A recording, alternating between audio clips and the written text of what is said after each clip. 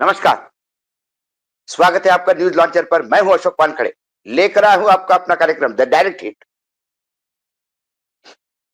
आज साबित हो गया कि हम कितना भी अपने आप में दम भरे, अपने देश में अपनी जनता को कितना भी मूर्ख बनाएं,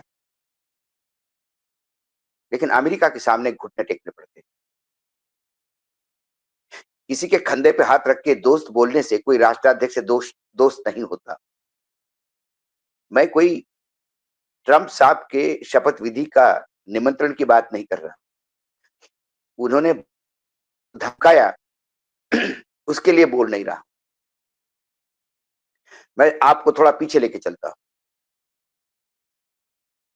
कनाडा में एक खालिस्तान समर्थक आतंकी की हत्या हुई। कनाडा सरकार ने सीधा भारत सरकार पे आरोप लगाया। भारत सरकार ने पूरे सिरे से आरोप नकारा। बात आगे यहां तक बढ़ गई कि दोनों ने भी अपने अपने राजदूत वापस बुला लिए। लेकिन उसके बाद ऐसा ही प्रयास एक अमेरिका में हुआ। खालिस्तानी आतंकी गुरपतवंत सिंह पन्नू की हत्या की साजिश में एफबीआई ने, अमेरिकन एजेंसियों ने भारत के रॉ के 2 एजेंटों का हाथ बताया।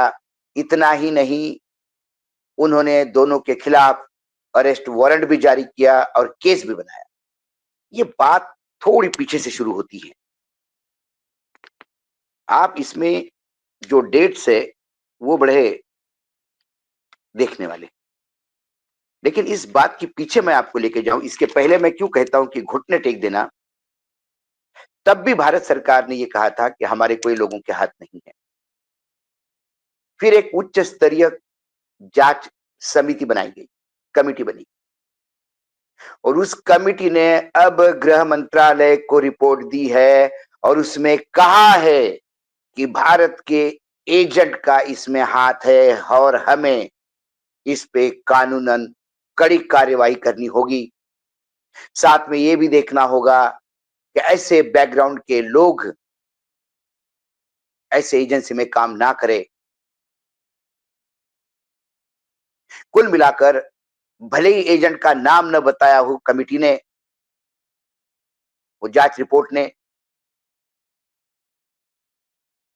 लेकिन ये बात तो मान दी कि किसी एजेंट का हाथ था।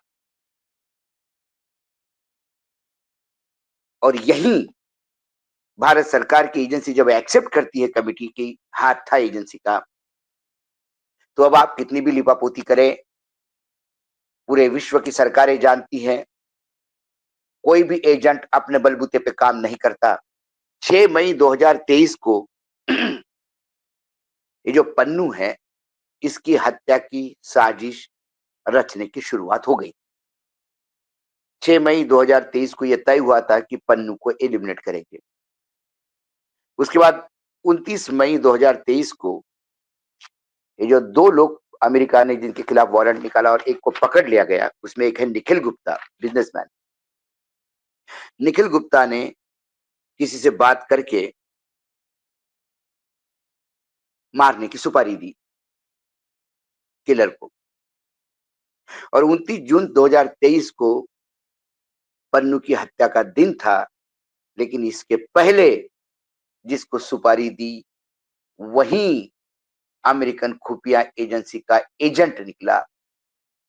उसने जो एडवांस में पैसा लिया, उसने जो बातचीत की, उसका सारा रिकॉर्ड अमेरिकन सरकार को सौंपा और अमेरिकन सरकार के होश पुख्ता हो गए कि भारत के रॉ के एजेंट इतनी कैसी हिमाकत कर सकते हैं कि अमेरिका की धरती पर अमेरिका की नागरिकता जिसको प्राप्त है, जो अमेरिका में एक सामान्य नागरिक माना गया है, जिसके ऊपर अमेरिका में कम से कम कोई क्रिमिनल चार्जेस नहीं है, भारत में भले ही वो भगोड़ा है, उसकी हत्या की प्रयास कैसा हो जाता है।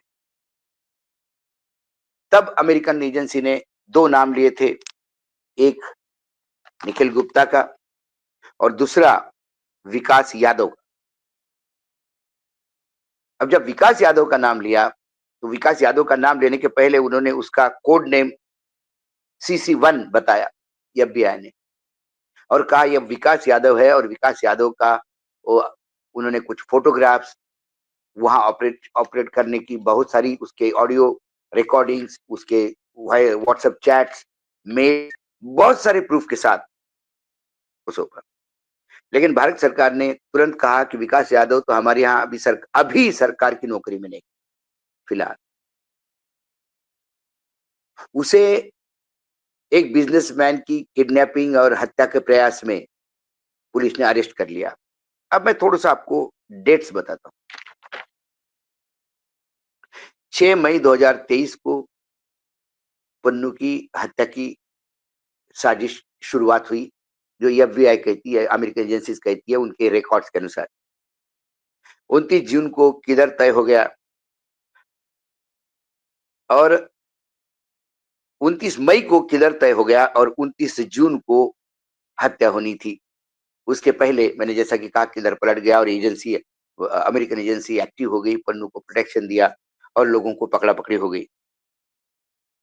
उसके बाद जब ये 29 जून को 2023 को ये मामला सामने आ गया, और फिर जब इन लोगों की ढूंढाढूंढ शुरू हो गई, तो निखिल गुप्ता को 30 जून 2023 को चेक रिपब्लिक से गिरफ्तार किया गया, और 14 जनवरी 2024 को उसका प्रत्यार्पण हुआ अमेरिका में, वर्तमान में अमेरिका में जेल में। वो जब अमेरिका पहुंचा, तो जब वो प्रोसेस चल रहा था प्रत्यार्पण का, तभी हमारे यहाँ 18 दिसंबर 2023 को विकास यादव गिरफ्तार होते। ये विकास यादव है कौन? ये विकास यादव उर्फ अमानत, उम्र 39, रेवाड़ी के प्राणसुरा गांव के रहने वाले हैं। CRPF में असिस्टेंट कमांडेंट थे। उसके बाद में रॉ में उनका रिक्रूटमेंट हुआ, और उसके बाद अब भारत सरकार कह रही है कि अब वो हमारे कर्मचारी नहीं है, उनको हमने अरेस्ट कर लिया है। पन्नू, जिसकी हत्या की सुपारी दी गई थी, वो पंजाब के रहने वाले हैं और सिख फॉर जस्टिस चलाते थे, और यहाँ वो आतंकी घोषित हुए हैं और भगोड़े घोषित हुए। क्या विकास यादव को सरकार ने इसलिए अरेस्ट कर लिया कि सरकार और अपनी छीछा-लेदर न हो, इसके लिए पहले से उसको अपने यहाँ अपराधी बना के जेल में डाल रखे थे, ताकि यदि अमेरिकन एजेंसी भी मांगती है तो आप कह सकते हो कि हमारे यहाँ पे अ, वो स्वयं किसी अपराध में लिप्त है और उसकी इंक्वायरी चल रही है, और वो अभी हमारे पास है। क्या विकास यादव का प्रत्यार्पण होगा? ट्रम्प सरकार आने के बाद क्या ये प्रत्यार्पण होगा?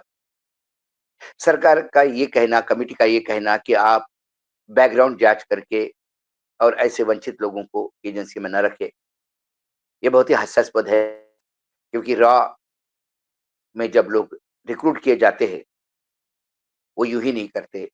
भारत ने रॉ में बहुत सक्सेसफुल ऑपरेशंस किए हैं वर्ल्ड ओवर, लेकिन कभी छिछाले जितनी कनाडा और अमेरिका में हुई। ये डोवाल साहब की शायद अति आत्मविश्वास था, या डोवाल साहब का गैंगस्टर्स को जो आरोप लग रहे हैं, जो चर्चा है, जो मीडिया में है, ये तो डोवाल साहब ही अच्छी तरह से बता सकते हैं कि क्या लॉरेंस बिश्नोई का उपयोग किया गया था, क्या गैंगस्टर्स का उपयोग किया जाता है। चर्चा तो ये भी है कि छोटा राजन को प्रोटेक्शन के तहत तिहाड़ में सुरक्षित रखा है, नहीं तो बाहर होता तो दाऊद उनकी शिकार करने के लिए तुला हुआ था, और दाऊद के खिलाफ छोटा राजन ने भारत सरकार का बहुत मदद की। ऐसे भी कई जगह बातें होती है, चर्चा है अधिकारियों में। कुल मिलाकर यदि जांच एजेंसी ये कहती है कि हमारे एजेंट लिप्त थे और उस पर कार्रवाई की जाए, तो फिर ये मानिए कि भारत सरकार भी लिप्त होगी, क्योंकि कोई भी एजेंट, पन्नू यदि ड्रग लॉर्ड होता, पन्नू यदि बहुत बड़ा उद्योगपति होता जिसकी सुपारी किसी पैसे के लिए दी जाती, वो खलिस्तानी आतंकी है, अपने देश में वांटेड है, उसका सुपारी अपने पॉकेट से पैसा खर्चा करके CC1 क्यों देगा?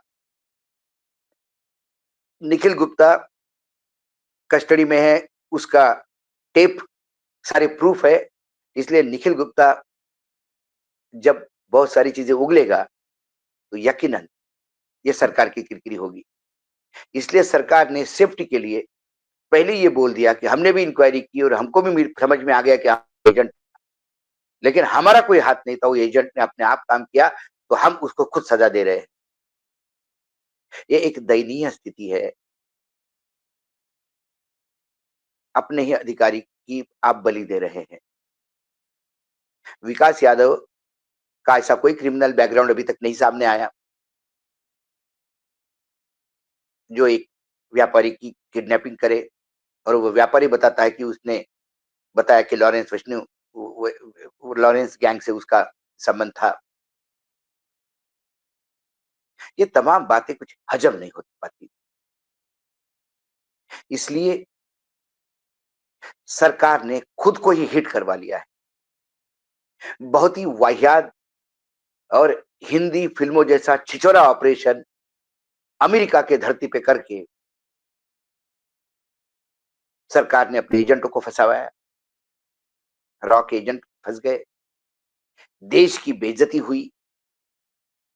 एक हैंडलर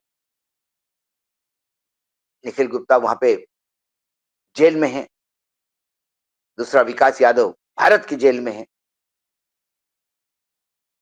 भारत की एजेंसियां, जो जांच कमेटी है, उसने नाम भले ही नहीं लिया हो, लेकिन अमेरिका से आया हुआ नाम तो वही है। क्योंकि यदि उनके टेप अवेलेबल है और वीडियो अवेलेबल है पैसे देते हुए इन दोनों का, तो फिर विकास यादव उससे मुक्त कैसा हो सकता है? जो अमेरिका में ऑपरेशन कर रहा था, वो एकाएक भारत आता है और भारत आने के बाद वो एक्सटॉर्शन का काम शुरू करता है और पकड़ा भी जाता है। बात गले नहीं उतरी। कई बार जब छिछोरे लोग आस-पास होते हैं, तो वो आपको लार्जर दैन लाइफ बताते हैं। आपके व्यक्तित्व को बहुत बड़ा बनाते हैं और फिर आप उस आभा में जीना शुरू करते हो। और फिर जेम्स बॉन्ड 007 के फ़िल्मों जैसा ऑपरेशन प्लान करते हो, वो फ़िल्में होती हैं। सब कुछ स्क्रिप्टेड होता है। ये फ़िल्म नहीं, ये मिसफायर हुआ और सीधी हिट हुई।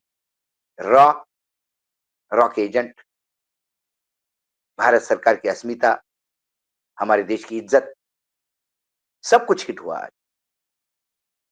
आज डायरेक्ट हिट में इतना ही। कल फिर आता हूँ किसी विषय के साथ। तब तक के लिए नमस्कार। देखते रहिएगा न्यूज़ लॉन्चर।